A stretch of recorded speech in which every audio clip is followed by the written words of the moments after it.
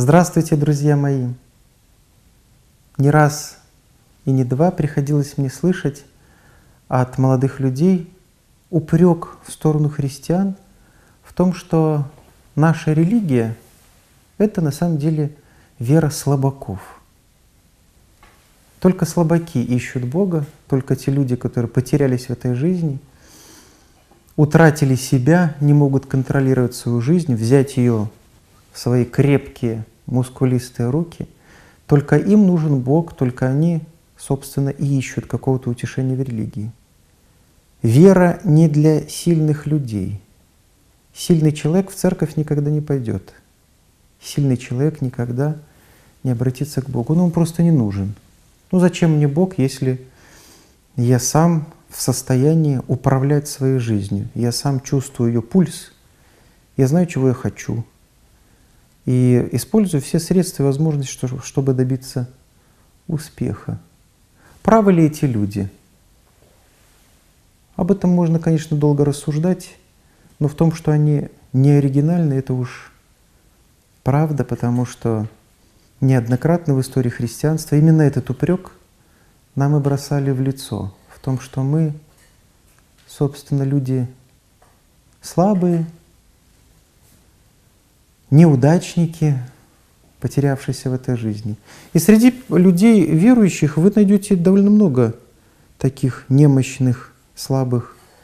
Тем более, что и сам апостол Павел на заре христианства отмечал, что Господь избрал в свои ученики не сильных мира сего, далеко не успешных людей. Говорит апостол Павел, что немощное мира и несущее избрал Господь, да сущее посрамит. Несущее, то есть как будто бы несуществующее. Есть ведь большое количество людей, которые как будто ничем себя не обнаруживают. Живут жизнью своей, тихой, скромной, мирной, в общем-то непримечательной, прозаичной.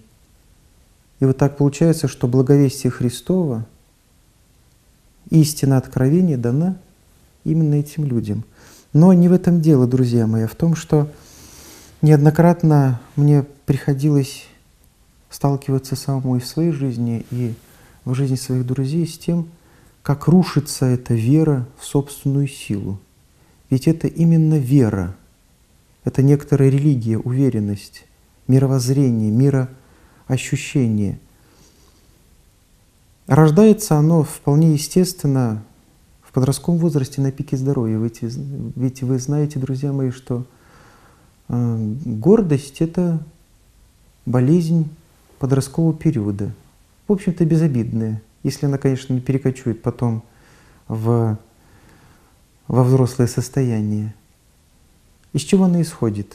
Вовсе не из того, что человек начинает других презирать, а в том, что на пике здоровья, когда ты вдруг почувствовал себя достаточно сильным, умным, ты ухватился за эту жизнь, создается такое впечатление, рождается такая иллюзия, что ты действительно все контролируешь. Один из русских писателей заметил однажды, что в молодости у каждого человека присутствует уверенность в собственном бессмертии, в том, что ты уж точно никогда не умрешь, а впереди открываются такие золотые дали, взросление, любовь, какое-то очень большое светлое дело, когда ты сможешь себя проявить, сможешь улучшить этот мир, поправить то, что вот эти взрослые люди вокруг тебя, они не смогли сделать, они все испортили. И впереди прекрасная, чудесная жизнь, и конца ей не видно, действительно не видно конца, потому что финал жизни — это ведь кончина, смерть. И эта уверенность в бессмертии, в собственных силах, она, знаете, пожалуй, даже есть благословение Божие. Потому что нужно же молодого человека как-то приободрить к труду, влюбить его в эту жизнь. Но, друзья мои, живет человек, взрослеет, и постепенно случаются на его пути испытания, с которыми он не может справиться. И, может быть, первое из них — это влюбленность. Помните, как сильного и молодого и очень умного человека Базарова смирила простая влюбленность. Он, человек, который контролировал свою жизнь, рационально ее упорядочил, устроил, имевший ответы, в общем-то, на все вопросы, вдруг столкнулся с тем, что женщина, которую он полюбил, совершенно иррационально полюбил, не планово, это не входило никак в его расчеты, в планы, в текущую повестку дня. Он влюбился в нее, и она не ответила на его любовь. И этот человек гибнет. И вот, друзья мои, вот эта уверенность в собственных силах, она иногда с нами сыграет дурную шутку. Мы, бывает, попадаемся на очень простых вещах. Ломается этот наш корабль, рушится. А вовсе не из-за того, что мы горды. Ведь эта вера в собственную силу, она на самом деле возникает не из презрения к миру, а из-за страха. В середине, в самой сердцевине этой уверенности, неспособности принять чужую помощь, она находится именно страх.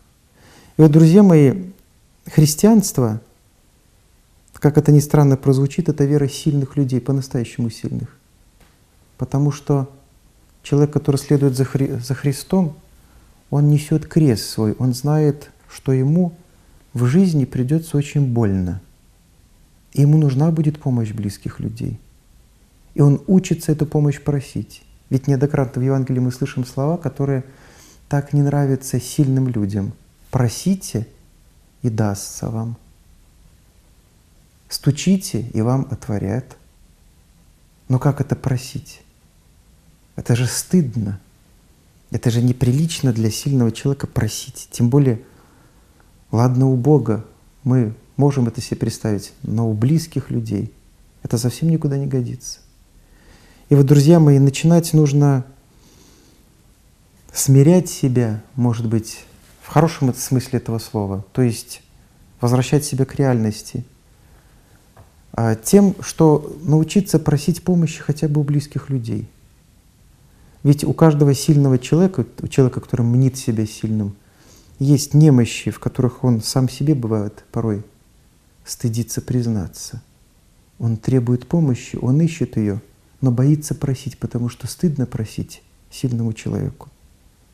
И вот вам, друзья мои, простое духовное упражнение. Лекарство от этой мнимой сильности. Просите почаще у людей помощи. Даже у незнакомых. Учитесь ее принимать. Совсем по-другому вы ощутите себя в этом мире. Страх, который сковывает мнимо сильного человека, он уйдет. Жизнь превратится совсем в другую, в детскую, спокойную. Вы научитесь ей наслаждаться. Почему? Потому что человека, который учится принимать помощь ближнего человека, своего друга, соседа, даже незнакомого человека на остановке, у него внутренняя скованность этот камень, который сидит в сердце всякого так называемого сильного человека, он начинает оттаивать. И ты понимаешь, что мир полон доброты, милосердия, любви, дружбы. И совсем не нужно так напрягаться, так сковываться, превращаться в камень, чтобы добиться каких-то своих мнимых целей, которые, оказывается, вовсе и не твои цели, и вовсе ты этого и не хотел никогда. Друзья мои, этот камень внутри нужно разбивать. Он так мешает жить нам, он так нам мешает радоваться. Он мешает нам принять любовь другого человека, его дружбу. И самое главное, он мешает нам встретить Бога, который ищет только того, чтобы дарить, давать. Но если ты такой автономный, самодостаточный, ты не в состоянии не только просить, ты не в состоянии даже принимать то, что Господь дает тебе. И это очень-очень грустно, потому что не страшно умереть, страшно оказаться никогда не жившим.